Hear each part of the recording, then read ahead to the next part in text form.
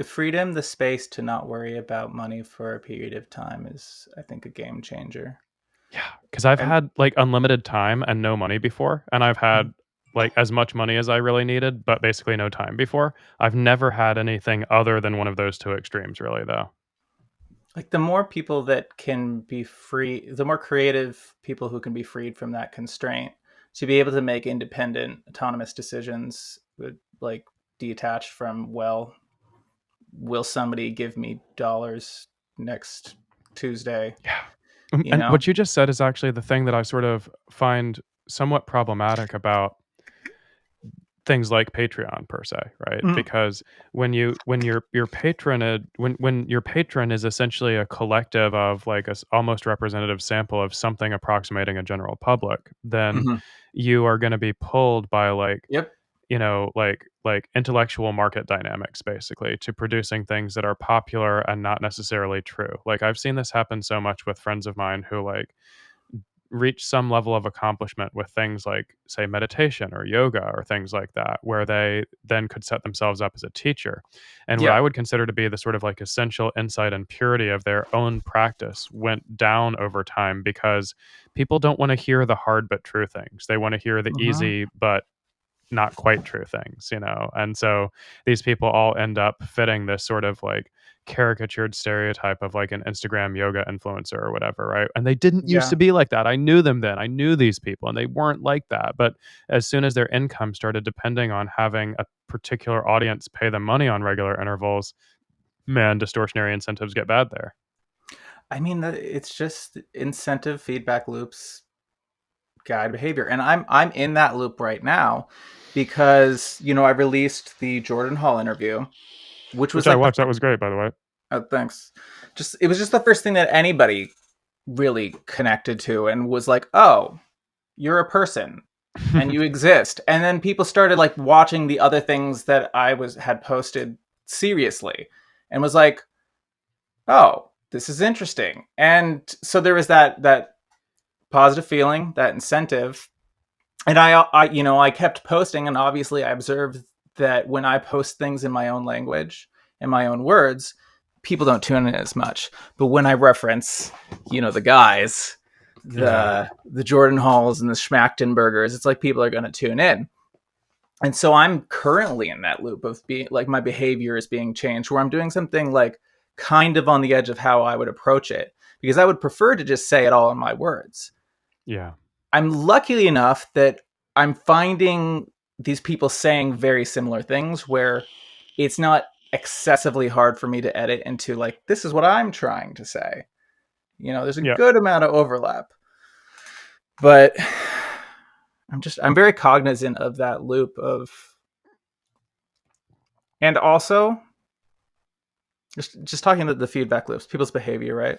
Yeah, I've been totally. having, I've been having like conflicts with people recently where I was just who were trying to like start companies or trying to start things where I like am imagining a long-term incentive loop, and I'm feeling like I want to communicate to them that incentive loop is going to change their behavior away from their original intention in some way. But Yeah. that's a hard message to send to a person, and it's like they've already set their heart on creating the structure within the existing capital system. So, and there's momentum, like how do you, I don't know, it's balance. I've also struggled over the last few years by completely detaching from like any need to be accountable to any audience. Hmm. I My think that's first, the best way to do it personally. but the thing is that like I was like almost a complete island. My first album, like I actually set an intention to make an album that people would fly under the radar, that would be not visible in a way, that there would be hidden discrete meaning. And then when I would come in later and create art that was much more like what, like the sort of traditional mimetic hooks that we're familiar with, that it would connect into this foundational layer of the first thing. But it was really hard to be like, no audience, no person out there in the world is aligned with me and giving me any energy back whatsoever for the beliefs that I'm putting into the world. And it kind of almost destroyed me, like my soul. I And I mean, almost gave up. that's understandable. Yeah.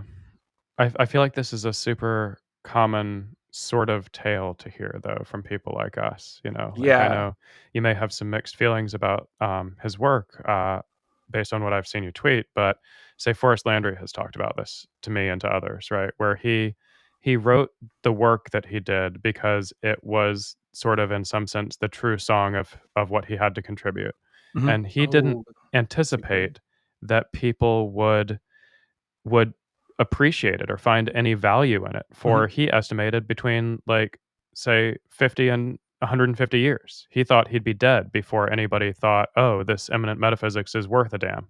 And so it took, well, I think he produced it in the 90s, right? And so now we're in the 2020s. So Mm-hmm. it took 30 years, but he's still around and people are appreciating it. Like the some of the people you mentioned, Jordan and Daniel, obviously have engaged with this and found it to be of value. And through their use and speaking of this, it's reached a much wider audience.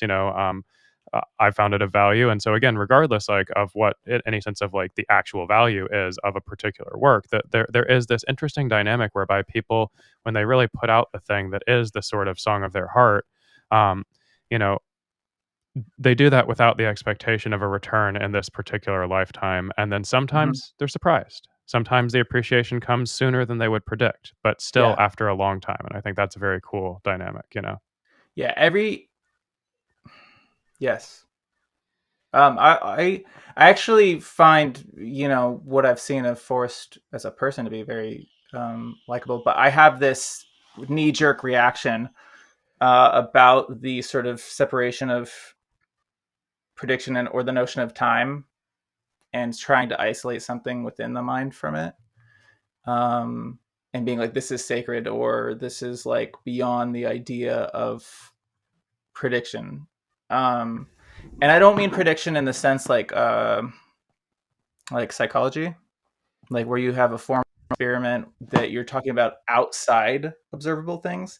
I mean the Hmm. prediction of in subjective states, which is a bit harder because it's just, you know, self-report and you're Right. talking about, psychonauts or whatever. And so there's this like knee-jerk reaction when I hear, okay, when I read the first few pages and it's like, well, this does not have to do with the realm of prediction.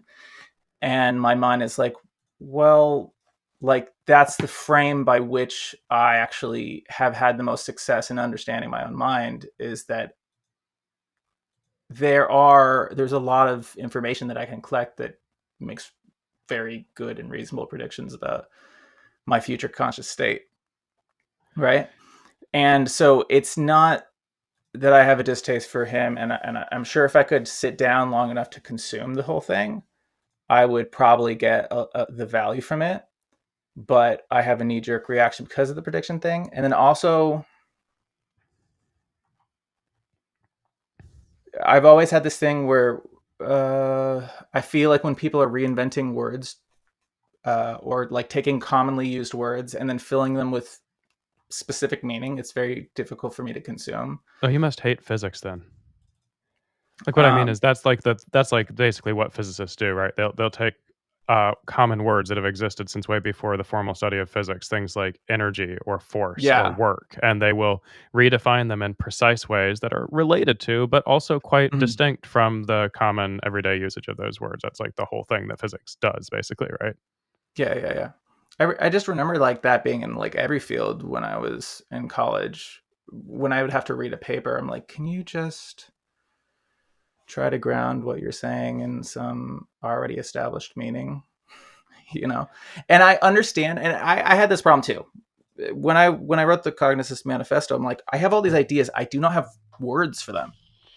I need to map them to either to a new word. I don't know what word exists. Like the entire manifesto is written without any reference to the concept of sense making or game B, because I had no concept of those things. Hmm. And if I was to write it today, those would be very useful contextual frames for people to understand what I'm talking about, right? Yeah, totally.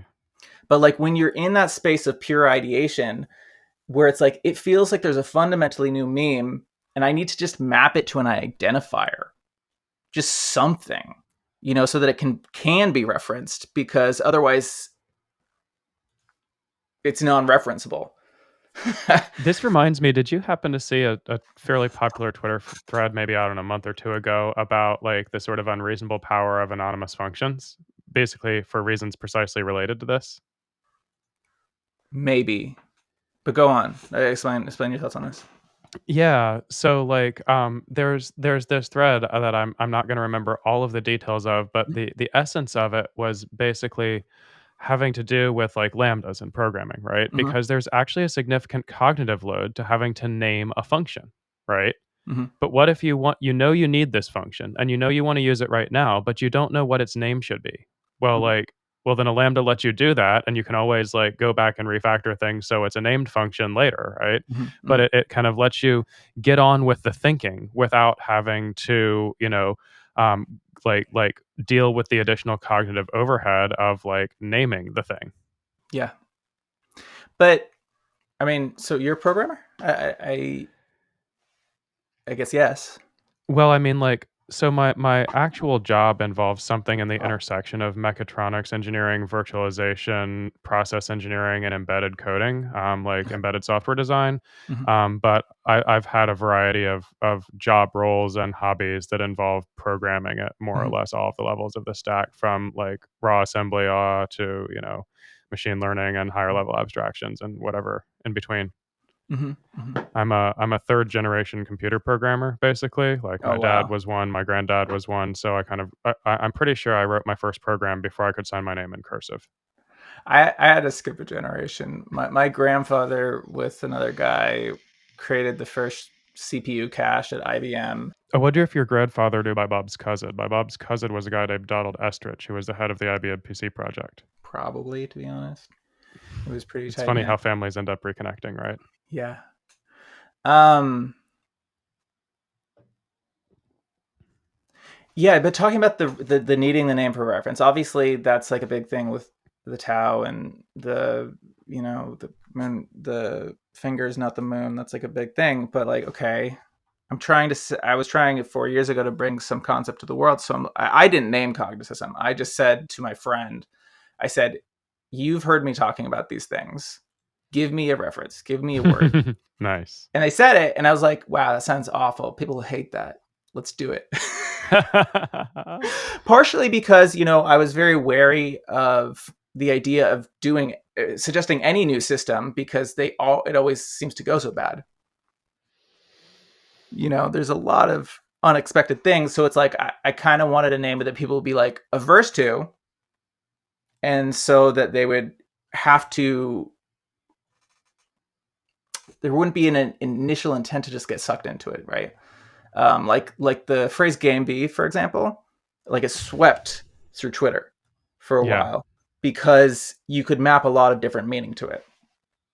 Like a lot of people could interpret it different ways.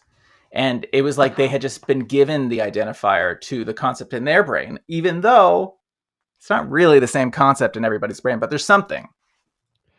Yeah, though that's like a sort of the downside of that, I would say, is that you're performing a sort of optimization for virality or spread, which is a trade-off for coherence of movement after it's spread. So, like the very thing that you just described, where like everybody can kind of project a little bit of their own dreams and meanings onto the label Game B, means that now when you get people who meet and discuss Game B, it's like quite abundantly clear there's actually like not that much Yeah, in the way of like exactly. coherency between all these different ideas of Mhm. what a game B looks like.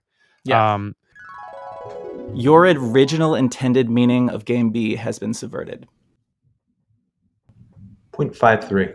Whereas something that's like kind of less sexy and more like sort of pedantically specified or whatever, less of a mimetic hook that Yes. that then you get a community you're creating around might lead to people having much more of a coherent idea of what the thing that they are talking about is. So it's not that one's better or worse, but it just seems to be a distinct sort of trade off. Yeah. There's been this weird trade-off in my path between like I almost don't want it to be built, but because there's just so much probability, but at the same time my general prediction is that a lot of the things that I predict are going to happen in broad strokes, but the specifics can be very, very different, and that can turn out to be very, very good or very, very bad. Mm-hmm.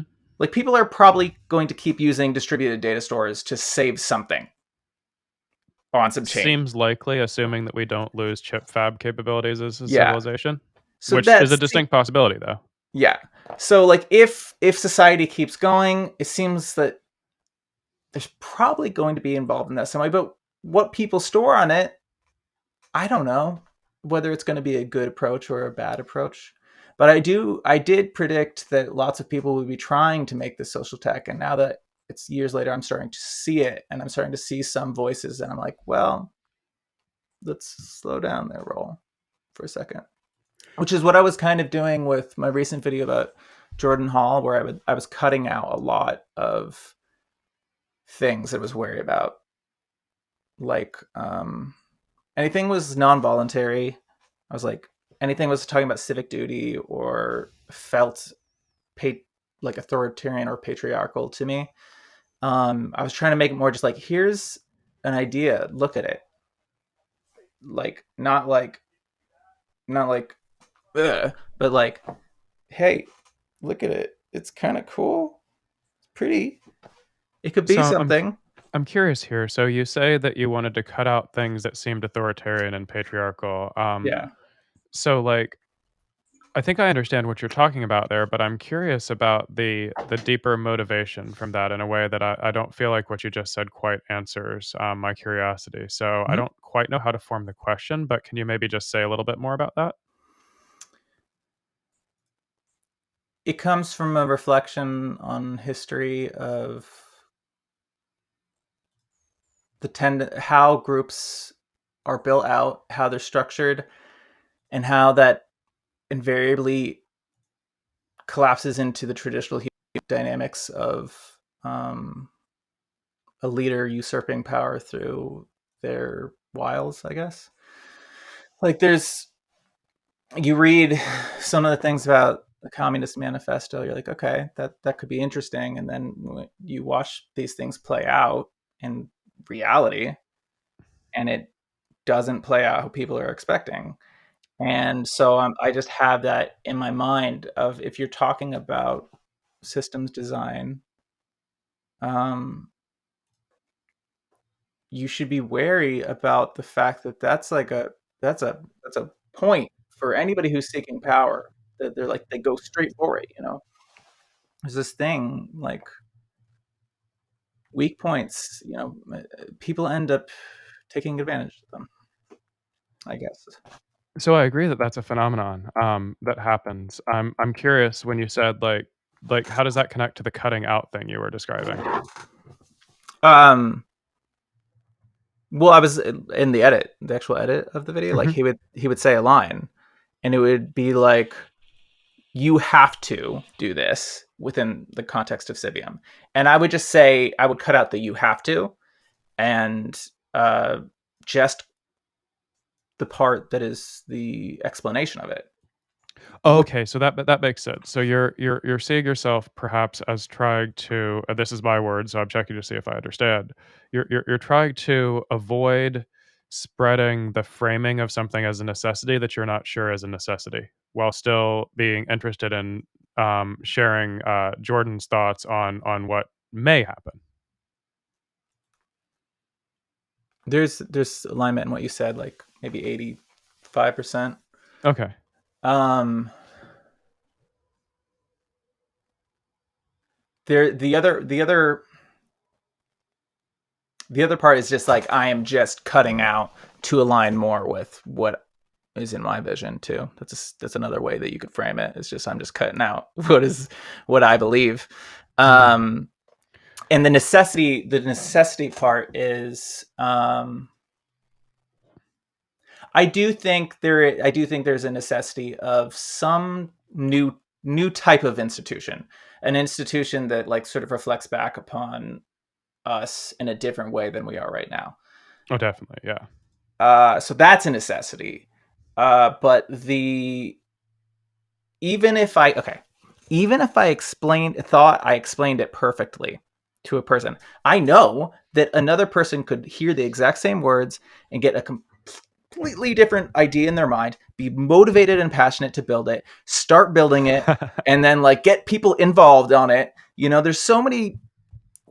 It's like, time is this branching fucking river, and it's like very easy to go down a lot of different pathways. So it's like I had to decide how I was going to approach interfacing with a new idea, and the best way I could think of is just become a better communicator about it. Mm-hmm. Time can't be tamed or restrained. Flow with the path of change. And offer it. Don't push it. Yeah, this is why I'm particularly wary of broadcast as a modality. Because, something I said in one of the Stoa sessions I did is that I think it's essentially a sort of error to believe that just because you and another human being are native speakers of the English language, that you actually meaningfully speak the same language in any Yeah. way. Yeah. There's a sort of I'm gonna cut that line out, dude, and just like blast that. Feel free. There's something that I think Malcolm Ocean has called the non-naive trust dance that feels relevant here. That has to do with the sense of like the sort of protocol negotiation phase that happens between any two minds, right? Yeah. Okay, so for the listeners, what I mean by this is, of course, like if you have like your computer connects to another computer over HTTPS, then like, well, there's a variety of ciphers that could be used, and there's a certain sort of negotiation that happens to determine what the best cipher that each of you support is, and then you go with that one, more or less. Yeah.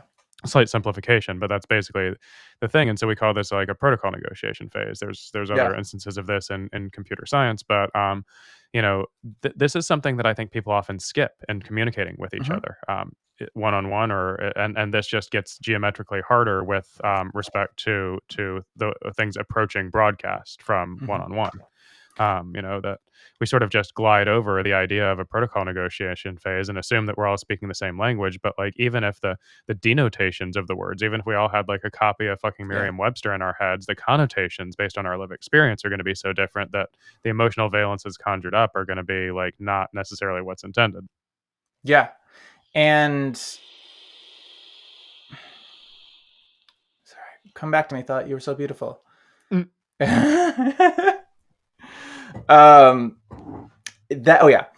So you saw this, the Jordan Hall talk. That's what that whole forethought thing is in the beginning, is trying to basically force a protocol, because it's like, well, I have the domain of I'm releasing the podcast, but like I have this protocol, which is that I have studied what he said. I think I get it. And so I'm like creating a list of these claims, and I have an expectation on my side of how he's going to respond.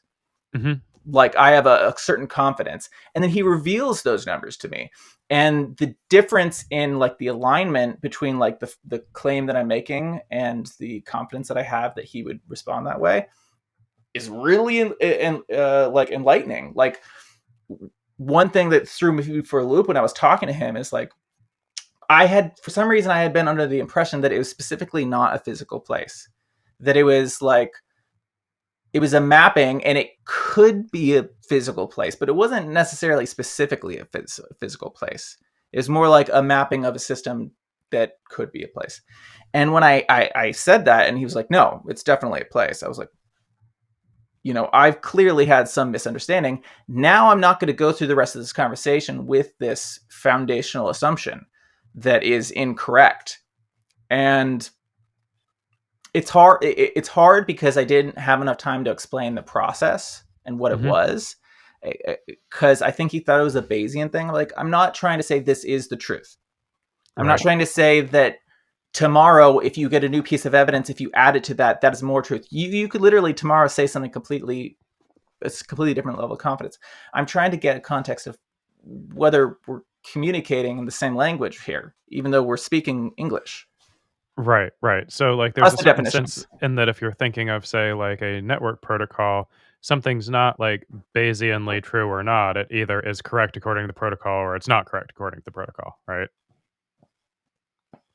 Like what I mean is like you can have an Ethernet frame that's either Mhm. properly formed or malformed, and it's not like ambiguous which one it is because there's no wiggle room there. There's Yeah. either there's the set of bits which constitute a malformed Ethernet frame, and there's the set of bits which constitute a properly formed Ethernet frame.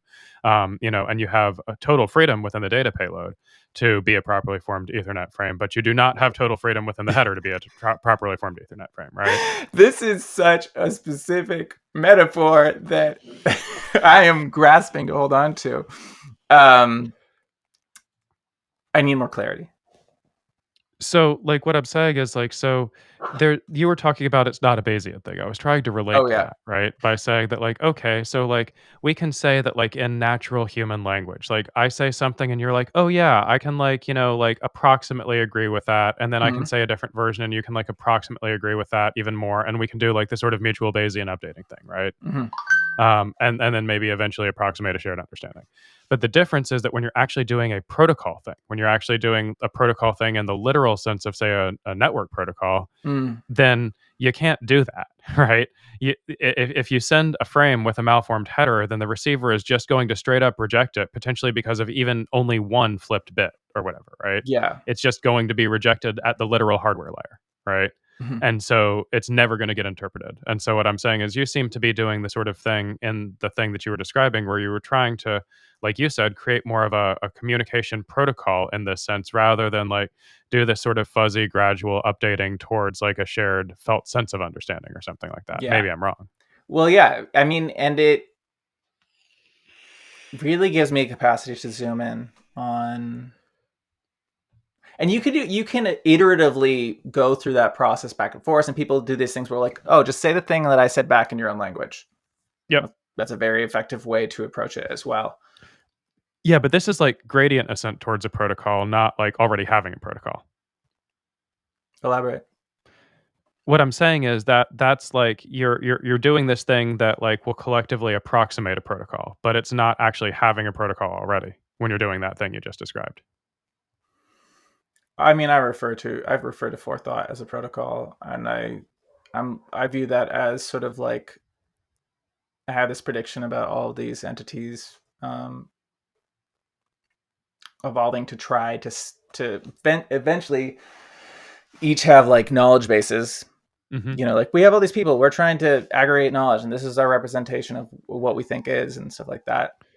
I And think so this I'm gets envisioning a very actual tight a protocol that represents the interface between those models actually, hmm and the way that they do parameter exchange and collect thoughts from people. So it's like there is within the way I'm using forethought that like there would be multiple organizations who are trying to interface. They don't know whether they can actually trust each other, right? But they have some sort of knowledge store, and they want those to maybe merge their knowledge or come together or do some sort of exchange. There is a precise protocol that I'm defining, and then I'm taking that and sort of making it more fuzzy and applying it to the human just being in a yeah, yeah. conversation to And that was just show basically the point people. I was trying to make is that Okay. when you try to apply it to the human level in the way that you were talking about specifically there, it gets fuzzier, right? Yeah. And it was basically the only way that I could think of to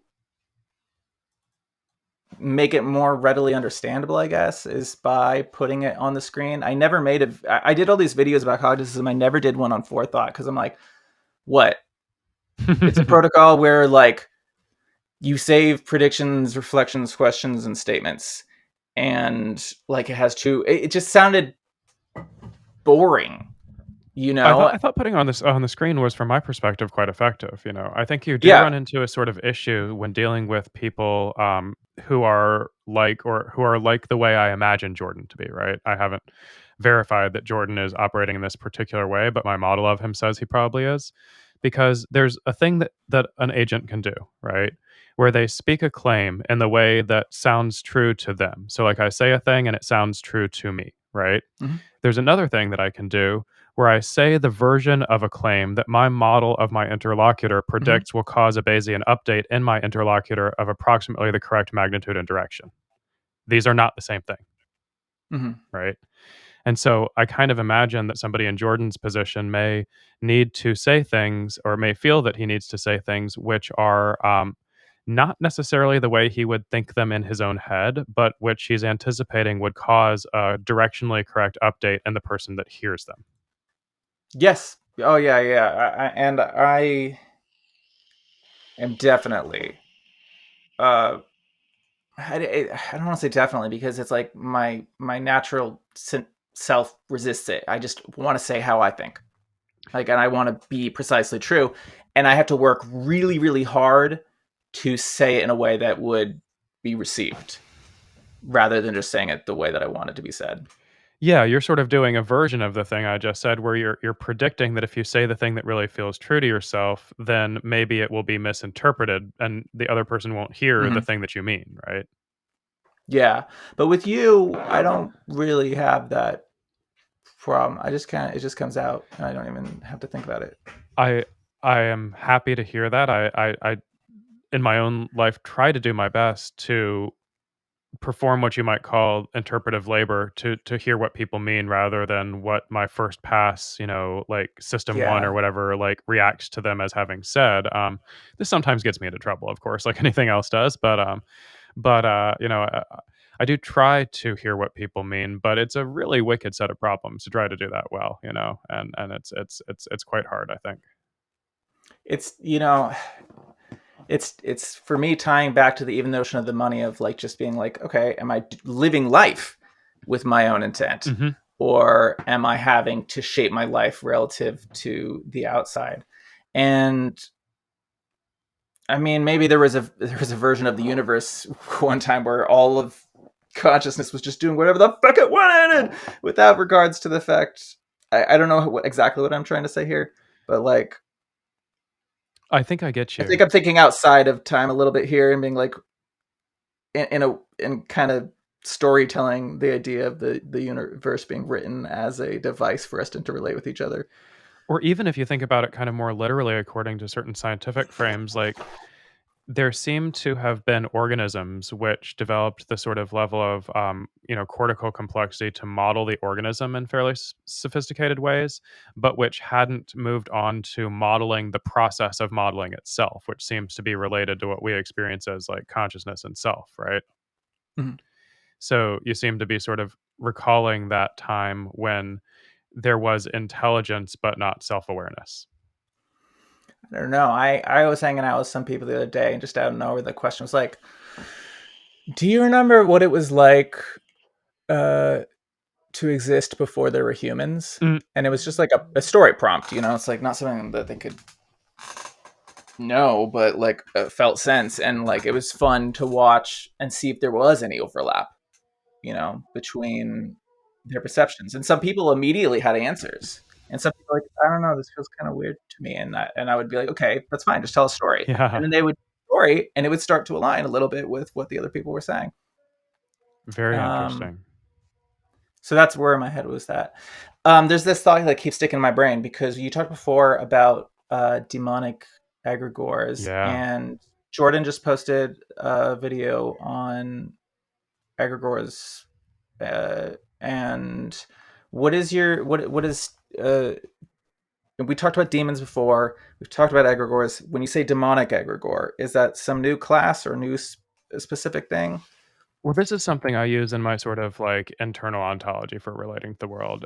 Full disclosure, I haven't seen Mhm. Jordan's video. He posted, I think, yesterday yet. I've been quite busy with life stuff, so I haven't had an opportunity to review his thoughts on this. But when I say demonic egregore, so like I mentioned to you in a previous conversation, when I say egregore, I'm basically modeling this as a distributed computation, which is Mhm. distributed across multiple human brains as the Yeah. substrate of the computation, and also perhaps the actual like embodied interactions of the humans could contribute some sort of compute to the execution of the egregore. The same way you can have Okay.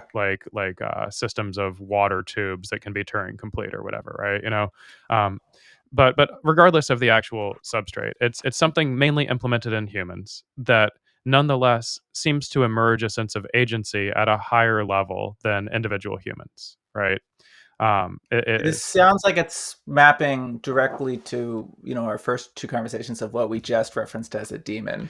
Well, And so here's the thing. So when I say demonic egregore, why the demonic word to qualify? Because I think that there's a lot of egregores that are basically good or neutral in the sense that, yeah. so if we think about the sort of relationship that the egregore has with the substrate humans as being, well, is it parasitic? Is it symbiotic? Is it, mutualism? Is it, there's these different Mhm. categories of the ways that interdependent organisms can relate to each other in biology, right? And so Yeah. something which is basically an egregore, which is in important sense is parasitic on the substrate humans or on what the humans think of as their society. That's the category I'm sort of referring to here as demonic egregores. Yeah. It feels like that, and my memory could be wrong, but it feels like that's generally where our conversation was when you just referenced demon, and I reacted very strongly during Yeah. that conversation because I had, uh, I guess what you would call trauma associated with the word. Yeah, that makes sense. And so there was, oh no, definitely trauma because I related it to my OCD Hmm. on top of the other things. And so there's this reaction where I was like, are you taking this as the Christian definition of the word demon? Or are you taking this as, or not Christian, like modern American Christian version of the word demon? Like, or are you taking this to mean something else? Right? Yeah. I And think my response then was something along the lines that I'm actually going back to the Greek root of the word demon, right? yeah. And I think your specification of demonic egregore makes it a lot clearer Mm. and a lot immediately like relevant to people who know those words. Yeah, yeah. And like it's important too because like in ancient Greek belief, a demon or daimon or however you want to say that word when rendered into English was a specific type of supernatural being which was sort of intermediate in scale and nature between gods and humans. So it wasn't one of the major Olympian gods, like the capital G gods, Hmm. but it also was something deeper and different than human, right? And so I'm connecting this with, so I don't know if you've heard Yosha Bach riff on what he thinks a god is, but it's quite interesting and connects to my conception of demonic egregores here. So, Tell me all about it. I just want to mention that like Yosha Bach was like one of the first people who interacted with me as John Ash when I had like 4 followers, and I just thought he was a random dude. yeah. I was like, well, why would somebody who's well known be talking to me?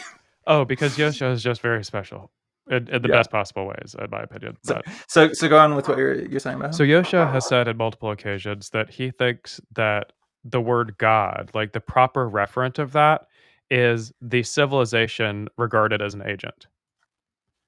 So, like a group of people, what they worship as a god is a sort of reification of the collective agency of their civilization conceived of as an agent. And so, in this sense, it makes sense to talk Yeah. about a sort of hierarchy where you have, God would be the sort of like egregore, like the top level egregore, right? That's sort of running Hmm. on everyone's brain, right? And then Yeah. there would be these daimons in the Greek sense that are in between gods and people, which could be, egregores, which are positive, negative, or neutral, which are smaller scale than God, but larger scale than an individual human mind. I want to interject something real quick, which is that my brain is choosing to fire off images of a 6th layer substrate of the neocortex, yeah. and the different levels of encoding in there, and go on with Seems the plausibly context. related, yeah. So in this sense, I'm sort of equivocating. Like daimon, I'll say it that way, right? The sort of Greek word did not come with a negative connotation. Like Socrates talked about Hmm. being inspired by his demon or daimon, right? So, Mhm. but when I say demonic egregore, using the common English pronunciation of that word, I'm specifically referring to something that calls in some of the associations of demon as commonly used, right? So negative, bad, Yeah. parasitic, not good for us, right? Yeah. But I also think that there are egregores which exist at the level in between individual minds and what Yosha calls God, or a God, which represent positive or neutral emergent computations that could be conceived of as having agency as well. So this is where I get to be like a secretly crazy person because when I talk about these knowledge representation models, and them serving as these points of confluence for various minds trying to aggregate their perspectives, Yep. it's like I'm envisioning them literally as a physical manifestation of the egregore that people can interrelate with directly. That seems basically not crazy and kind of accurate to me.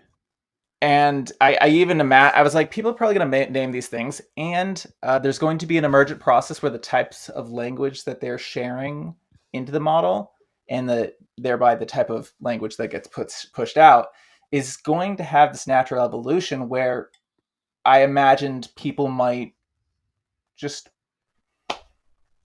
start saying it was real in Hmm. a same way, in a way. And so, like, I had this vision of creating a second album called Cryptographic Apopvenia. I love it. Thanks.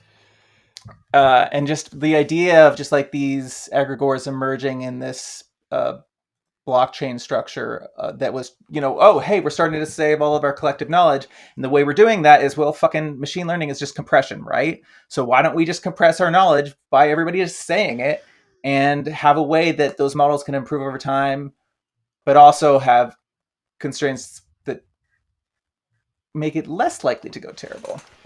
Yeah, that seems like a basically decent approach. I mean, when we And think, yet it could go so wrong. yeah, and basically seems to be at this point. So, there's that. I mean, I'm going to do a video on like like a bunch of ways that AI governance can go wrong. Because I know people are already building it and trying to build it. And I think one of the worst ways that it can be approached is if it's invisible, which is the way that machine learning is done right now. It's like you're not actually interacting with it, knowing that what you're saying is going into the training data. It's that like the training data is just a detritus that we leave around that some engineer collects, and you don't know what's going into the training of something. And then later you're interacting with like a chatbot on Facebook or having to interact with a chatbot because you're calling some company, right? And it has a lot of bias and has a lot of negative things in it because it's like, well, it's one person who's like aggregating it from their own perspective. Yeah, well, and I mean, there's the classic phenomenon where basically all of the ML-based chatbots in recent memory have become like horrifically racist pretty quickly. Yeah. Yeah, same Yeah. kind of deal. And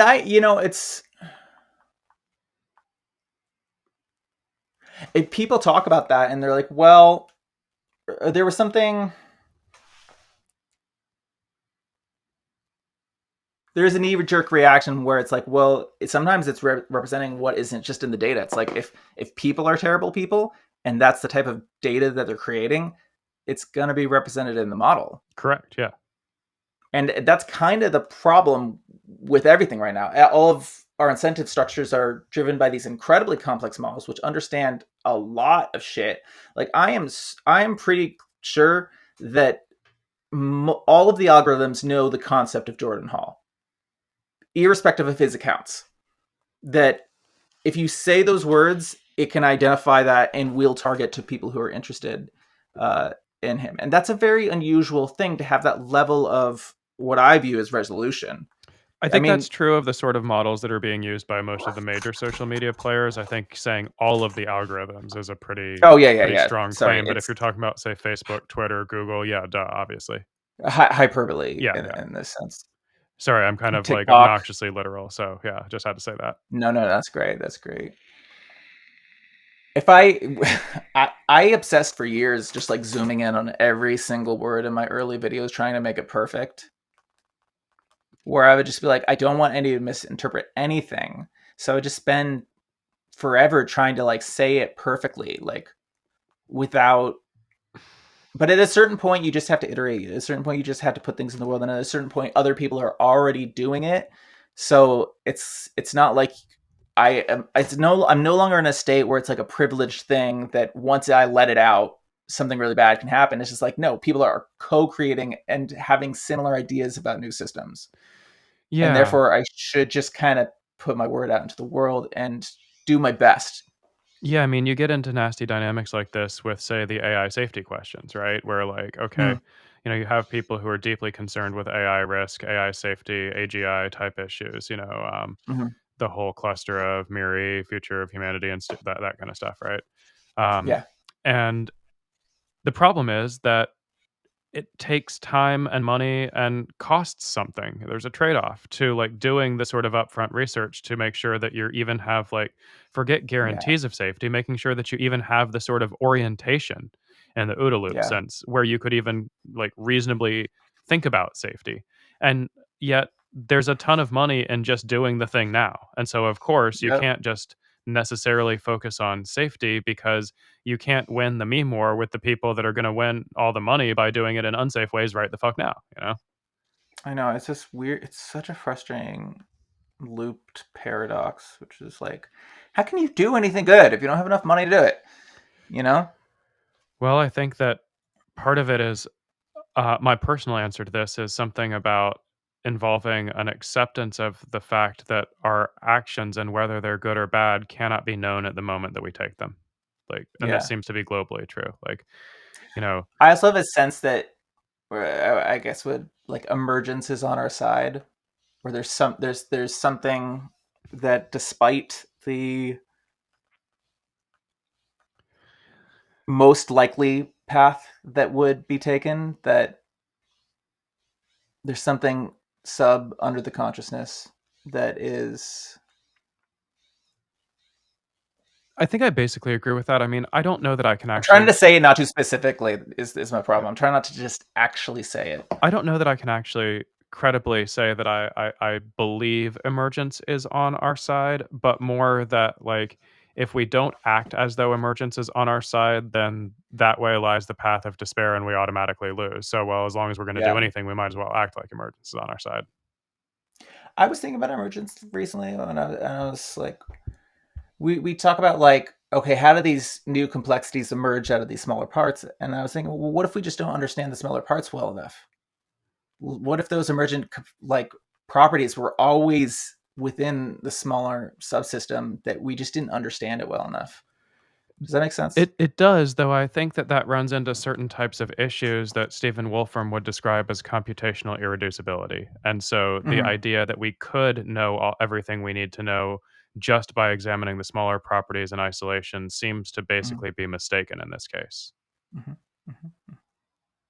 So you were interested in the conflict versus mistakes theory, and when I glanced over it, it wasn't something that hooked me as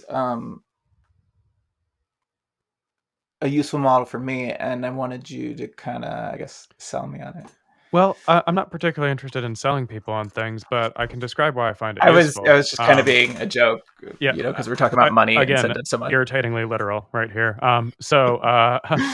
Basically, so conflict versus mistake theory sort of comes, at least in the broader noospheric awareness, from a particular Slate Star Codex post, and is describing a sort of different dynamic you'll see in people and organizations, right? Where they have like a given thing that is a problem.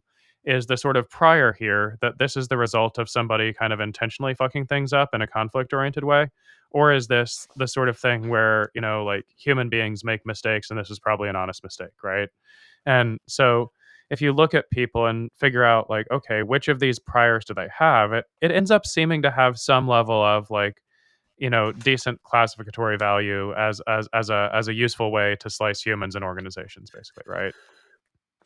So, for example, you could say that militaries and intelligence organizations are really heavy on the conflict theory side of things, right? Their whole prior is Yeah, like, well, yeah, something's fucked up. It's the result of enemy action, basically, right? And we go yeah. we go fight that, right?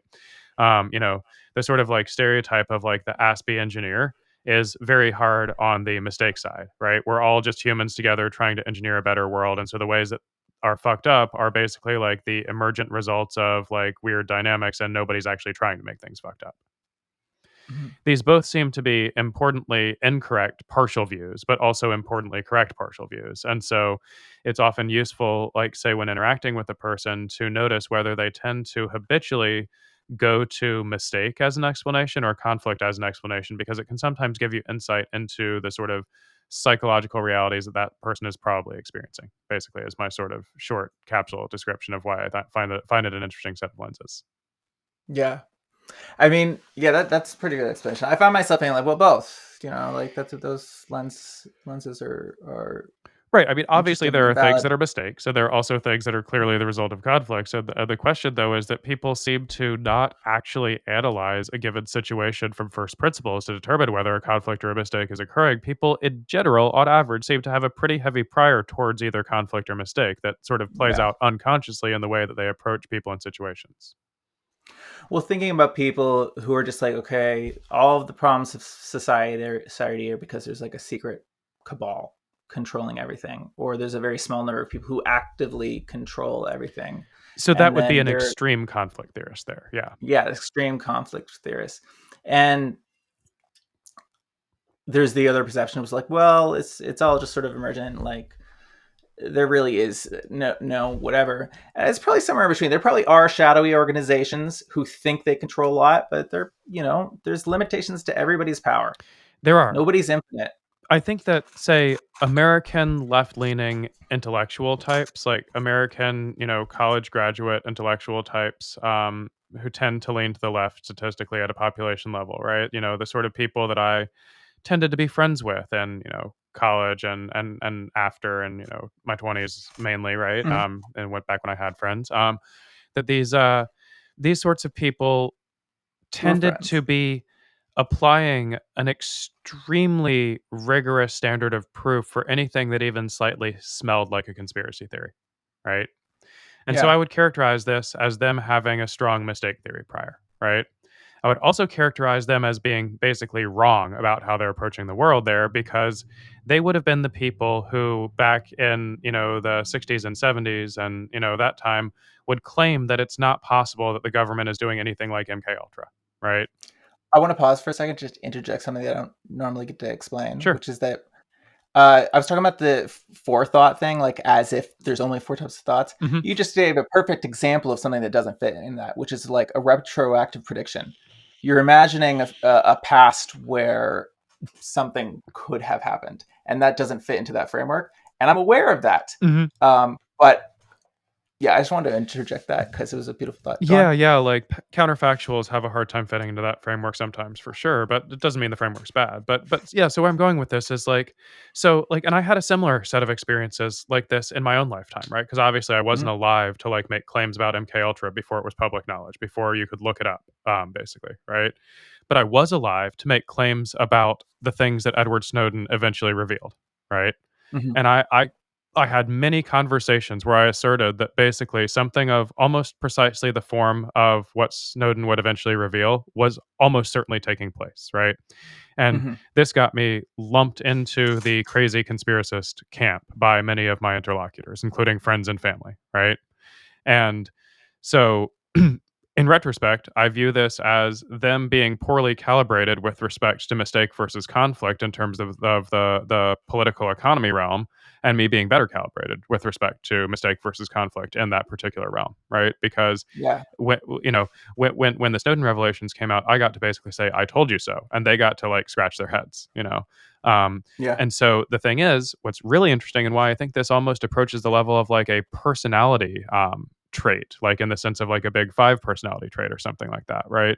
Is because Mhm. these same people still, according to me, err on the side of mistake rather than conflict. Like they're not performing the set of Bayesian updates to their world model that would be implied by being wrong when they called me a conspiracy theorist for, predicting the Snowden revelations in advance. Nobody does. Some people I do. mean, that's why. Those are the people I I really mean, like talking to. well, yeah, and that's why I designed, or I guess that's how the incentive of cognitism was conceived, was that I had observed this tendency of people to espouse competence, and then I would disagree, and then much later I would be shown to be right, and there was this attitude like, I don't care. Yeah. Like, because it was so detached from the original point, I was like, well, I want some accountability. Is there any way to connect, this confidence that people are having in the moment across time? If I can like connect the expectation to the outcome and use that signal somehow, what can we do with that? Yeah. And the other flip side of this, of course, is if you really want to start feeling paranoid, ask yourself, what does a mistake theory lens say about why people tend to be more mistake theorists than they should be? And what does a conflict theory lens say about it? I tend to favor the conflict theory lens here. Like, why would it be the case that most humans who are like the best naturally evolved sort of deep learning systems out there, why would it Yeah. be that they so conspicuously fail to update in these ways, right? Well, like you could just view this as this sort of like mistake. Oh, we're just randomly evolved and our architecture kind of sucks. But that doesn't seem to match with the rest of the available evidence to me. I think there's a much more conflict theoretic lens that actually is probably more Go explanatory for here. it. Hit it, because I think I disagree. Go on it. Well, this goes so I'm going to start saying words like demonic egregores here. Yes, go. No, go for it, because So what I'm mine's saying going to be is really that simple. a conflict theoretic lens says that there are some combination of egregores and humans consciously or unconsciously working in alignment with said egregores, which have interests in diminishing the ability of humans to live up to their potential as boundedly rational agents, and do so for reasons to enable these individuals to have and egregores to have greater success implementing parasitic and extractive business and life models. That's a dope ass theory. It makes sense. I can make it make sense in my brain, and that's what I like about it. But the way that I tend to view it is just that the reason why is it literally costs energy to update the weights in your brain, and the more foundational piece of knowledge that's encoded into the structure of your connectome, the more energy it would take to create that update. And that the sort of way that the brain learns is very, very tied to that notion of how much does the energy does it take to fucking grow a cell? Mm-hmm. And this is actually sort of a crux of, I think, where we have this different perception each three of these conversations, where it's like you're telling me this theory and I'm like, yeah, I can make that make sense in my mind, and then I can also make this other thing make sense in my mind, Mm-hmm. Yeah, totally. And I guess which is fun. my disagreement with your preferred model here is that so you're operating from a sort of like vaguely predictive coding free energy type, paradigm there, right? What do you mean? So like predictive coding or predictive processing in neuroscience, Frostonian free energy type theories, right? That's the sort of framing that What? that I don't know what that is. okay. So basically the general framework here is something that we're like that the brain is sort of a it's an optimizer that aims to minimize the amounts of surprise, right? So it makes predictions and it minimizes the amount of surprise measured as the delta between the observed sensory data and the predicted sensory data. Okay. Um, and so that sort of model seems implicit in what you're talking about, and it's been influential in various like ML paradigms as well, right? It sounds like it maps. So what I'm saying here is that this makes sense if you look at it in a one-shot context, right? Like a one-shot learning context. But if you look at a sort of like continuous online learning context, like the human brain presumably does something like that, then I think that you start to accumulate prediction errors all over the place the more you fail to update these sort of lower level, priors or hyper priors or whatever, right? So like you're basically getting to a place where like yeah, so people may like okay not want to update because it costs energy about like the particular thing about Snowden that I mentioned, right? But there's a whole bunch of other things that they're ending up sucking at predicting, that they seem like they would get better at predicting if they could update, in this particular way to realize that like no, not everything is just blind random mistakes and people are just trying their hardest, but like there's actual parasitic business models and entities and life forms out there whether which are have a vested interest in in adversarially fucking with and fuzzing your sense making, right? So so I would say that you lean more into the conflict. I lean more into the mistake in general. That seems quite accurate. Yeah, yeah. And I mean, part Not of and not not that I don't like the ways to view it through the other lens and can't make those also make sense. yeah, I mean, I think we're both like flexible in that particular way, and it's useful to be flexible because you can certainly fall into the other sort of bad equilibrium from the one I just described, where this is basically the sort of thing that as it gets worse, approximates the condition that we often refer to as paranoid schizophrenia. Right? That's when you are basically like hyper conflict theorist about everything, and you're seeing a bunch of patterns and assuming that they come from a sort of conflict or adversarial orientation, which does not in fact exist, right? Yeah, So it's definitely either extreme can be kind of bad, right? But I do think that it is the case that among the sort of like people who are likely to be coders of some form, that in my experience as a category, these people tend to lean a little bit in my judgment towards mistake in ways that don't serve them as individuals or as a social class. how so? Well, like, so one example of this is it is a weird thing that wants explanation in the way that I view the world why software engineers aren't unionized. Software engineers actually capture a lot less of the value that they create than most professions do, despite the fact that they're superficially Yeah, compensated at a higher level relative to other professions. They actually end up capturing a lot less of the value they create for their employers. I think this should hopefully be uncontroversial, right? So the for sort of sure. normal human response to that is to unionize and use your collective bargaining power to extract a greater proportion of the value that you create from your employers, right? Hmm. Software engineers not just don't unionize, but seem like weirdly hostile to the whole concept of unionization compared to like other groups of roughly similar demographics otherwise. Hmm. Um, I think this is because mistake theory orientation probably makes you better at debugging because the computer is not actually out to get you. Yeah. But also like leads to some weird failure modes like this. Like it would kind of be better for software engineers if they unionized. Well, it's weird. I keep coming in my mind this idea of the satiation point and how food companies are uh, optimizing towards the satiation point so they can make their foods more addictive, but that results in a good health thing. And in your mind, the frame would be something. Well, no, I can view it. It's like it both is nefarious, but also just emergent from people living their lives relative to the dollar. Yes. And so that should tell us interesting things about what it means to live one's life relative to the dollar and the sort of conflicts that this necessarily gets one involved in and the sort of sides that this results in one necessarily taking. Yes.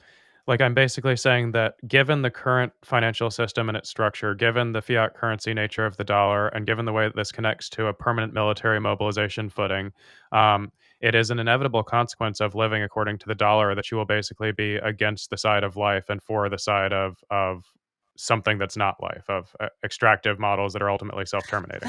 That's the thing that I've been really honing in on my YouTube channel lately, of just trying to be as concrete about that as possible, because I know so many good people who really are moral, but they're still working through those systems. I'm like,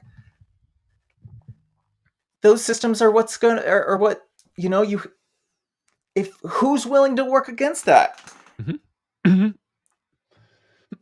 Well, part of it is that people don't understand the second, third, fourth order effects of their actions. They don't understand systems. They don't understand systems thinking, ecological thinking. They get stuck in what Dave Snowden calls complicated as opposed to complex thought. Um, I was thinking of this question earlier. Sorry, you said second, Yeah. third for whatever effects. Which do you think is a better theme song for second whatever of third effects? Uh, in the Hall of the Mountain King, do do do do do do do do do do, I know that or song. uh, or the Sorcerer's Apprentice. Oh, Do Sorcerer's do Apprentice, do hands do down. do do do do do. I get the feeling. I mean, I tried to go and pull the Sorcerer's Apprentice to be like a reference in my videos, to like call into people's minds the association of, oh shit, things that you don't expect that are going to happen are going to happen, because me just showing visuals and sounds and cues just helps people get those ideas in their heads better. But Well, the whole Fantasia section I of the Sorcerer's Apprentice is like a wonderful like illustration of like, nth order effects. yes, yes, and I kind of want to really remix it now, because that's like a really Dude, that's a really excuse me, the artist Pogo? yes, Do a yes, yes, Pogo yes, yes. style remix of that, but about sense making or something. It's got to be a winner. God, that shit is so good. Do you know Wittgenstein's picture theory of language? Vaguely. I don't think I'm prepared to actually explain it. I was hoping that you already knew it, so I could just reference I it. think I do well enough for you to reference it. I'm just thinking. I've just been thinking about that in reference to like when I'm trying to communicate things. Like I had these videos where in the beginning it was just like I'm just fucking staring at a camera, like talking, and that's because I'm like a weird aspy person. And I took me a while to realize like things have to be dynamic and moving and interesting, and like you can't just be like cold against a white fucking wall. Yeah, well, I mean, Um, this is basically the sort of perspective embedded in his Tractatus, right? The Tractatus Logico Philosophicus, and then he, talks later in Philosophical Investigations about, what he sort of found wrong with that. And I actually have a theory that I don't think that he actually was wrong. That people misinterpreted the sort of scope of what he was talking about in the mhm. Tractatus, and that this was sort of, like, well, then because that's how everybody interpreted it, he had to go back and like relate to things, given that that's how everybody would interpret the Tractatus, and so he had to basically like I guess what I'm saying is it's a common thing that people believe that Wittgenstein's Philosophical Investigation sort of refuted his earlier work, and I think actually like I don't think his internal sense of things changed as much as people give credit for. I think it's more that like he tried to say a thing that felt true to him and everybody interpreted it in ways where that what they said didn't feel true to him, and he wanted to like create some sort of common language and knowledge. So he had to like kind of start over and throw out the old thing and react to it or something like that. Yeah. Do you I can't remember the term. There somebody it's for somebody who doesn't have a mind's eye. Aphantasia. Yeah, yeah. Have you had an extended conversation with anybody who claims to have that? Not to my knowledge, though it's entirely plausible I have and didn't know it. I would be very curious to like really go in on that. I'm sort of borderline with that myself, actually. Like, so in talking to other people, I have something approaching that. Like, I get really like unless I'm, using some sort of chemical aid, I don't get the sort of thing that really qualifies as having a mind's eye. I get a sort of Mhm. like impression of that, but and I can rotate objects and I can do all that kind of stuff, but Yeah. it's very qualitatively different than what happens if I'm, say, doing a concentration meditation retreat, focusing on some sort of visual meditation for multiple days, or if I'm using some sort of chemical aid to visualization. It's a whole nother ballgame, and I have talked to people who seem to have the sort of vivid, mind's eye that I have. With those sorts of experiences just all the time. So I think it's definitely a spectrum there. Can you describe the conscious experience of like this conversation? Um,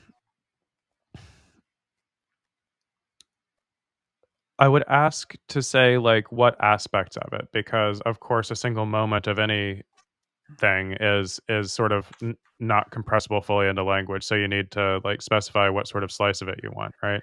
For example, any idea that felt new or something that was from something that I had, what occurred in your mind when you felt like you understood or related to it? I guess maybe a metaphor of swinging through trees fits this conversation. Mhm. Like you're Yeah, swinging through trees and grabbing, and like sometimes you kind of are falling and hoping you can grab the next branch, and then you grab the next branch, and then you can swing again or something like that. yeah. I mean, fuck. And then that makes me think about how much of our language is mapped to things about consciousness, or mapped to both water and trees. Mm-hmm. and you can grow anything in the garden of your mind. That remix. This also reminds me of the way that people sort of, speculate about the sort of place where the Indo-European language family originated, right? And there's basically some degree, I'm under the impression at least, there's some degree of interesting consensus that it probably wasn't a place that had an ocean, right? Because the word for things like rivers and things like kings and man and woman and heroes and various types of animals and so on like are often like very obviously from the same Proto-Indo-European root. But the word Mhm. for ocean diverges across the different descendant Indo-European language subfamilies. So it seems pretty clear that like they might not have had an ocean around, and so they had to name it when they encountered one after their migrations.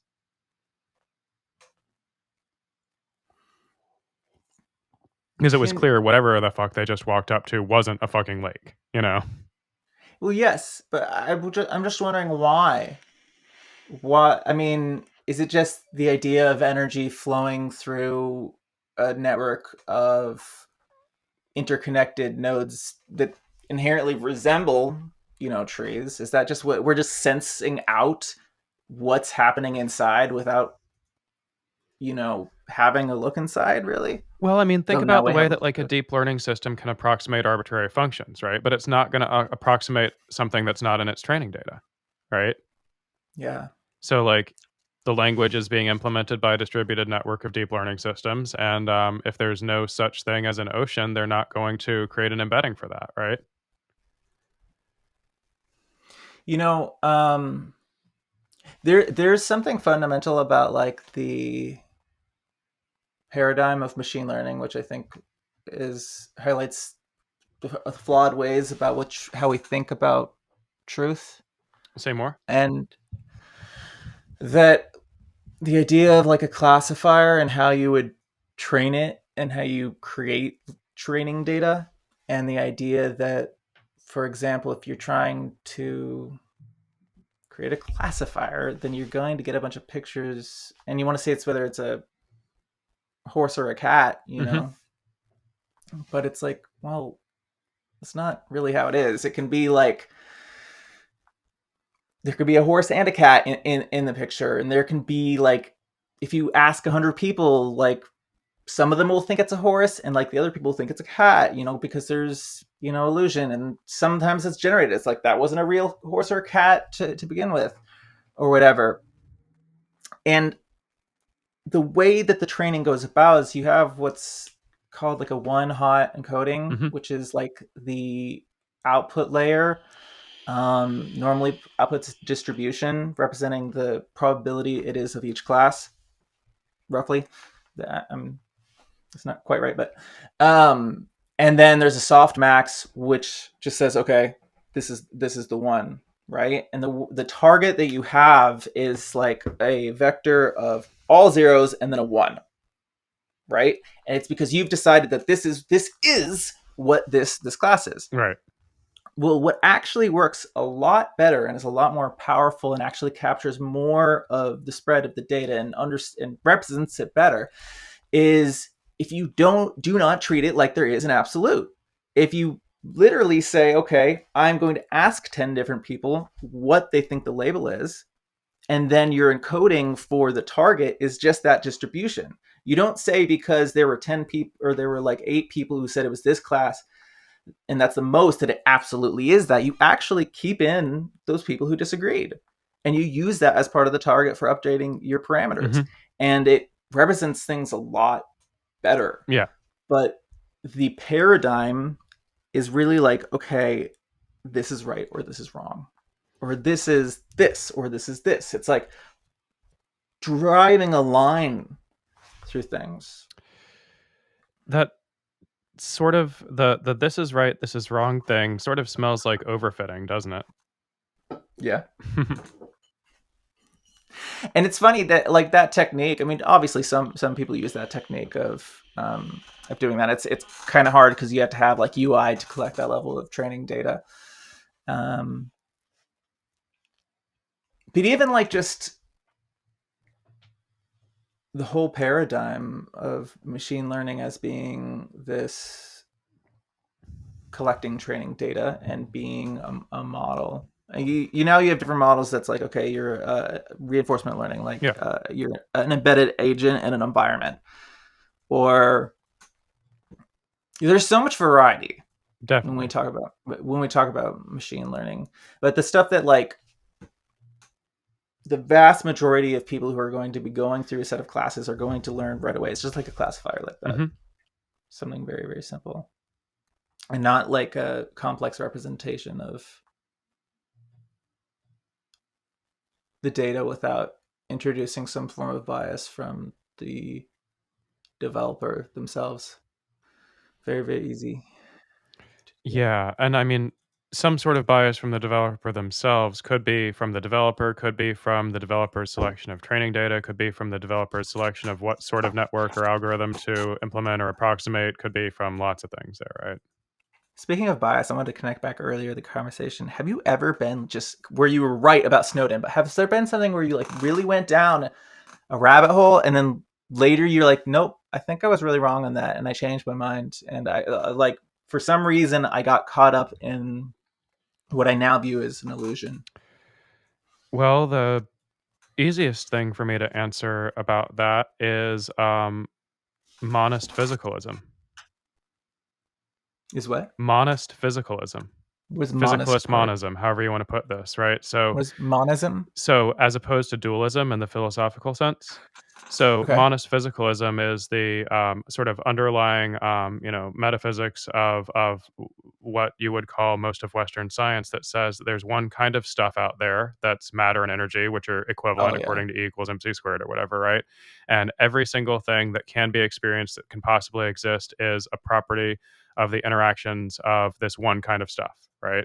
And you went down that path, is what you're saying? Oh yeah, I mean, like I was, raised in a very scientifically literate family, and this is what you learn in school, right? And basically, so I was hardcore committed to, monist physicalism, and now I am very much not. I was also very hardcore Mm. committed to atheism as a sort of, consequence of that, and now I very much am not. So those would be Yeah.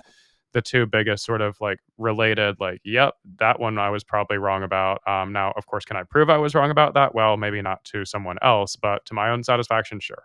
You know.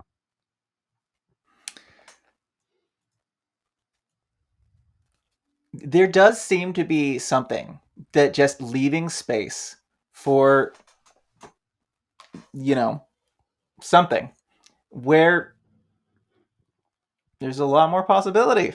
The life seems to go a little bit different in a better, a much better way Mm-hmm. when you leave the space and don't fall into that trap.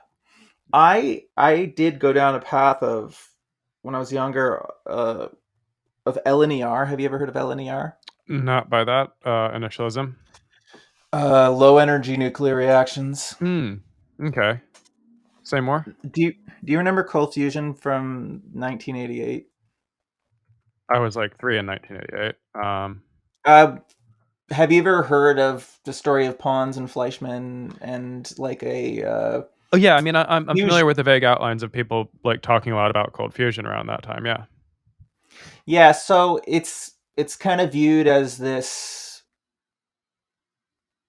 quintessential like pseudoscience, Mm-hmm. and the prime example of it. And I had stumbled across this notion, or this I had stumbled across this fact that a lot of people were still continuing to do the research and were claiming to have much more consistent results and in a lot of different ways, and that the experimental design had specifically evolved in a very specific way from the original models, because it had been like deuterium and palladium, and people were finding that using nickel and hydrogen was more likely to produce the effect. So I'm like, okay, there's all these people following this for like 30 years. Like, and basically the story was not like 95% of the people who tried to recreate it in back then couldn't. And so there was this emergent story that just said, no, it's all fake and it's all a scam. And then you had a small number of people who could, and they just kept they couldn't get it out of their minds. It like consumed them.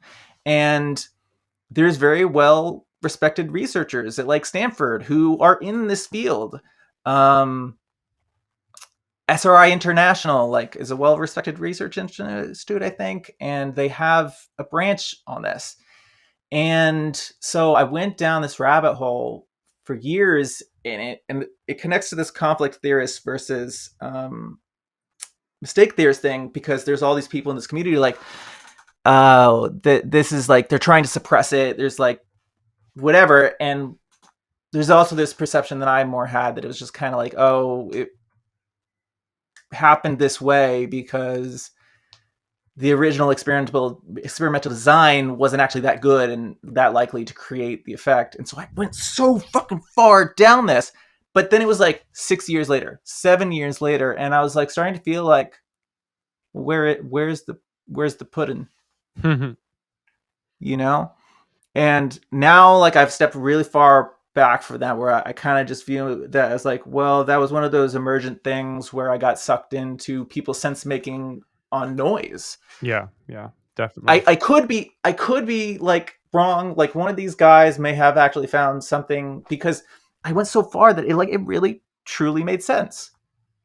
Like, and I tried to learn as much as I could about the underlying physics, and from the, from like actually reading papers and stuff, and maybe there is something, but I eventually just have receded and just been like, you know what? I think I was cosplaying, or like just enjoying the idea that there could be this sudden solution to energy problems and clean energy. Like, it was too good to be true. That's what made it so alluring. Yeah. And it was also fun to be on the inside of something where it's like I knew and other people didn't. Yeah, that's definitely a social pressure thing. I think this also, though, gets us into a really interesting sort of like knife's edge and sense making writ large, right? Because you've got things like apophenia and pareidolia, right? Well, these are basically a global like sensitivity knob for pattern recognition, right? And so the same people that tend to have this going on, you might call this a sort of like kind of psychotic mode of sense making, but this also includes people like Isaac Newton, right? You know, you have to remember that he, yes, in his early years did calculus and optics and, a bunch of other cool stuff, and then spent the rest of his life trying to pursue alchemy and looking at Bible codes, right? Yep. Because he was the sort of person whose brain's pattern recognition was jacked up so high that he was going to see patterns in everything. And some of those patterns were able to be verified by others, and some of them weren't, right? And so in some sense, I think scientific progress depends on people with an almost pathological tendency to see patterns where maybe they don't exist, because there are some patterns that are so subtle that people without this tendency probably just will never see them, Yeah. I wouldn't be able to create or write songs or do anything creative if I wasn't seeing something when there wasn't anything there. Right? Like, and I can't help but notice things and like zoom in on them and use that observation as the ground for building something off of it. I wouldn't know another model of how to create. That's what keeps me going consistently in a creative mode where there aren't too many breaks. Yeah, I mean, this seems essential to human creativity, and also seems essential to the sort of generative or genesis process of what we've been talking about as egregores, right? Because maybe the way an egregore gets bootstrapped is somebody who is sufficiently charismatic, convincing, popular, sees patterns that maybe technically don't exist right then, but they're able to spread the meme so effectively that the patterns then effectively come into existence in the manner of a self-fulfilling prophecy. Maybe that's where egregores come from. Who knows?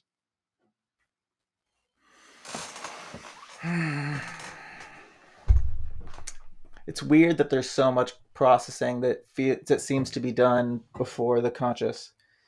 Oh, I think the vast majority of our brain's compute is spent on things we're not conscious of, right? That seems fairly uncontroversial. It's like there's such a little amount, and it seems like most people try to avoid being conscious. Well, this is what the predictive coding or free energy type paradigms would suggest. For reasons like you said, it basically costs energy to be conscious of things. So we want to be unconscious of things for, reasons of energetic parsimony. And if we talk about all of the techniques that come back to improving your capacity to interrelate with your mind, it just comes down to using consciousness intentionally rather than just and then that is also make me feel like, but flow, which I've been in for fucking weeks because and it's can I tell you, it's driving me crazy. Like there is this feeling like sometimes where you're so creative and you're so productive that you're like, it feels like a god is flowing through you, and you're a little bit like, bro, slow the fuck down. I'm a human. Like, I need time to rest. Like, I cannot be making things 24/7. And of course, then like, in a week or two, it'll be completely gone and I won't be able to make anything as much as I want to. But like, it's so weird being in that state where it truly feels like channeling. Like my best work is stuff where I'm not thinking about it. My best work is I woke the fuck up. The song was already written. I just press record. I know exactly what you mean. And it's like almost like consciousness gets in the way of the process. Precisely. I think it does. Yeah. But when I want to push something that's really complex, like something with a really complex chord structure, for example, that has to take periods of time because it can't flow through immediately because I don't have the whatever it is, the means to be able to process it immediately. It's like I have to discover the chords as I go or discover the tools that I'm making as I go. There's always something that's on the edge for us, but there are people who can do what I assume is far beyond your edge, and do it in the flowy way that you're talking about, right? When you talk about some of the real greats like Hendrix or somebody, right? Probably his body and mind got in the way of expressing stuff less than yours or mine does in the musical domain, right? What is your primary creative outlet? Currently, conversation and code. Other than that, like when my life is a little bit more under my own control of my time, I have spent a ton of time with movement practices. So like parkour, martial arts, things that if you squint at them look like dance. Energy work writ large, like mainly qigong, negong type stuff. All of that feels immensely creative and expressive to me. Flow arts like poi, staff, that sort of thing, all that kind of stuff. Question: do you do any like physical weight lifting? I have in the past. At this point, I try to build my life in a way that is inspired by a biomechanist named Katie Bowman. She has her concept is called nutritious movement, which is basically that the sorts of movement, full range and full loading movements that we as humans need for the maintenance and happiness of our physical bodies is basically a form of nutrition that our ancestors would have gotten through the process of staying alive. So I introduce things into my day-to-day life that are involve lots of range of motion stuff, lots of different loading, strength, that kind of thing, such that I get a pretty decent workout just through daily life. But I don't really these days have much of a like particular weight training type practice, but like I also just like when I'm bored will do like one-legged squats or things like that. The reason why I was asking is just because I had heard something from Schmachtenberger, which I did not know before, which is that the muscular exercise produces NGF at a much higher rate than hormesis and some other forms, like cognitive hormesis. And this is definitely true, yeah. And I'm functioning, I feel like I'm functioning the best when I sense my brain literally growing and when I'm taking things like lion's mane and stuff like that. But it seems like for you that like keeping it growing and keeping it not pairing is not a problem for you. Well, like I do so much of my own labor basically, right? So like I maintain my own vehicles. And I moved into a house, several months ago where it was a fucking disaster when I moved in, and I've like completely redone the plumbing and put in a bunch of new flooring, and like there's all constant ongoing stuff that I'm like improving the property. Before that, my wife and I built a tiny house over the couple years, like just the two of us with our hands, with like the most expensive tool we used was like a set of scaffolding. So like, moving 4x8 sheets of plywood, doing roofing, all that kind of stuff, like so that gets you a pretty decent workout, right? hmm um I mean, are you actively thinking about neurogenesis at this point in your life?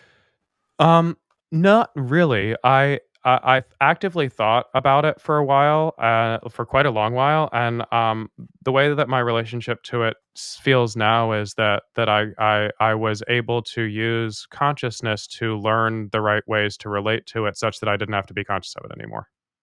That's what I want. I haven't established, I think, a lot of the really great patterns that I see in a lot of other people in this space. One of the things that was And most key for yeah. me in this is specifically the sort of things that get called like bone marrow and tendon Neigong in Taoist internal alchemy. That type of exercise and system, and things like Iron Shirt Qigong. These are really, really good for building in the sort of relational movement pattern habits that I think are doing something of what I like here.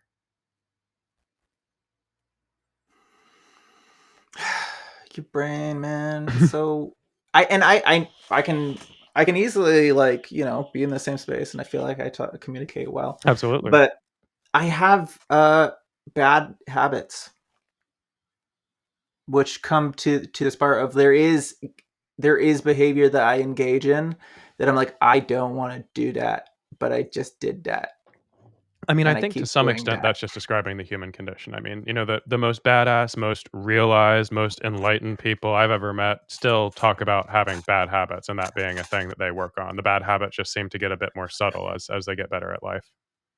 Yeah.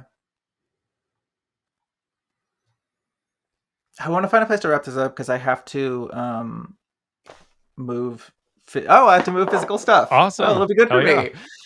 Oh, I avoid all that shit all the time too, and I try to avoid stress too much, and I experience such intense anxiety all the time, like Mm. so much fucking anxiety, and like I had the OCD develop, and the only thing that healed it was just being like, can you sit and experience the anxiety? Can you accept that? Could you accept that your rest of your life you could just be feeling this way 24/7? And I was like, yeah, I guess. Yeah, that And then it started to go away. that for me is exactly how But you get never out of a fully. bad trip. Because people are Yeah. so scared that they're going to be like this for the rest of their life. What if you just accept that you might be like this for the rest of your life? Then that's the thing that sort of magically makes it start to get a little bit better. Yeah. I have, and I have emotions hit me, man. Like I cry, I get angry. Like I have interactions with people online. I get angry. I got angry at I don't know his real name. He's on Twitter as Peanut. Oh yeah, Wayne. Yeah. Yeah, and like I got angry just because he said he was kind of bored by a video, but it was just very early, Hmm. and it was like nobody else had responded. It was like my first reaction after like spending 24 hours editing it, like Jesus. across Yeah. like many days. And I got angry, and I was like, it sucks that when I get angry, it controls so much of my output. So And I see, and I'm sure like not everybody is as perfect as I'm envisioning them. But yeah, I what think were you about to say? that's totally true. But specifically on that topic, so I don't know how open to sort of like vaguely Buddhist framings you are, but the best single perspective on this sort of thing and how to work with it that I know of is the book called Spectrum of Ecstasy by the Aro Lamas. Um, they're sort of one of the foundational texts that like they're the lamas that David Chapman worked with, and that the Evolving Ground people, Jared and Charlie, are basing a lot of their work on. And it's specifically about a set of Buddhist framings for what we consider negative emotions that is super useful, and like I think will be quite familiar if you look at it, because the thing that you were describing about how you related to the sort of like anxiety or OCD type phenomenon, It's Mhm. basically taking that way of relating, which in Buddhism is considered like a tantric way of relating to a thing, and working with all of the negative emotions in this way, right? And the particularly interesting part of this to me is that there's a sense in which like each negative emotion is sort of like conceptualized as a lower harmonic tone where the overtone of it is an enlightened version, which is good, right? So like think about being really angry, and one of the Mhm. things that comes with that is a deep sense of clarity. So from a Buddhist frame, you could say that the Mm. unenlightened version of a certain thing is anger and the enlightened version is clarity, right? Yeah. And the more willing you are to go into and just directly experience it and deal with it, the more it tends to express as the enlightened version, as clarity rather than anger. Because there is a real sense in which when you're angry, we're so fucking clear about certain things, right? Like our Yeah. priorities, our boundaries, our sense of what's important, right? That tends to come up and be very clear when we're angry. And I don't like projecting negativity in the world. Like I don't like feeling the need to like defend myself in some form.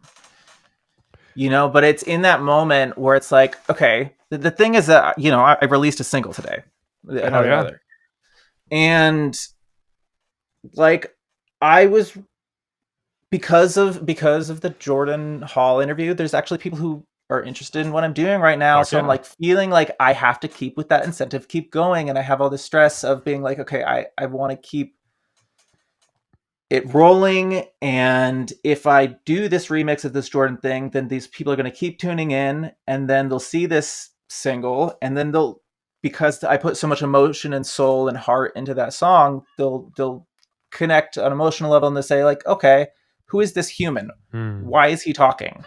And what does he have to say?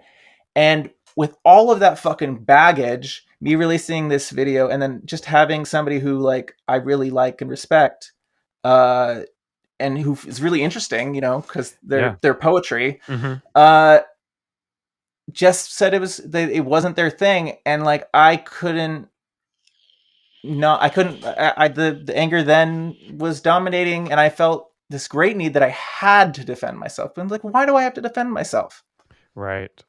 It just like in that moment, it felt like, okay, maybe I was wrong, and like my perception of this is crumbling, and like I'm wasting my time, and like and I'm on this really fucking weird path, dude. Like, for some reason, it became these merged things of do the fucking music and do the fucking manifesto together. That's the right path. And I can explain that for hours why. But it's just But what's right for you, and I don't feel like you need to explain it. it is a little weird, though. I think it's cool. I mean, honestly, like not just saying that because I want to make you feel better or anything, but no, I think it's really cool. Like I'm actually deeply deeply suspicious of people that are doing a sense making thing that don't have some sort of creative outlet. You know? I love people who are making art. And Yeah. whenever I discover somebody new in this field, this space or whatever, and then like I discover that they have some secret account where they've been like posting stuff they've been making and nobody's been watching it, I'm like so fucking excited. So I'm like, that's the best thing. Like people who are actively working to be able to communicate what's in here better, Mm-hmm. and not trying to, hey, let's just go build these structures that are beyond one human being without fully understanding what's going on here first. Mm-hmm. Right. And that gets back to the sort of this egregore thing that's emerging beyond us. And it's like, well, if we're not really being conscious about the creation of these structures that are beyond our minds, can we really be surprised if they end up being more demonic than they do being helpful? Absolutely. Yeah. Yeah. I mean, All right, I it's have to go move this stuff because okay. it's gonna Cool. rain. Well, it's been a pleasure, man. It's so good every single time. Well, and It's hey, so easy. I just wanted We to have to do it say, like, again. hey, I feel like I can actually make this offer. If you ever just want to talk and not record a podcast, but you want somebody to vent to, hit me up. I'm here for you. I I don't promise even that's know if actually I'm gonna. genuine. I don't know if I'm even gonna release it. I just wanted to be able to have it because I enjoyed our conversations before so much. I'm like, I want to reference some of that stuff. Totally, yeah. Well, So whatever you want to do with it. I mean, like cool, but also just wanted to say, like, hey, man, if you ever just want somebody to talk to on or off the record, I've wanted to I'm so happy many about that. times. I've just the move was so insanely stressful and Oh, I difficult. feel you. No problem if you don't. I just wanted to make sure that it was I clear do. that the I offer's there. definitely So hit me do. up, man. Yeah, I do. And I'm excited to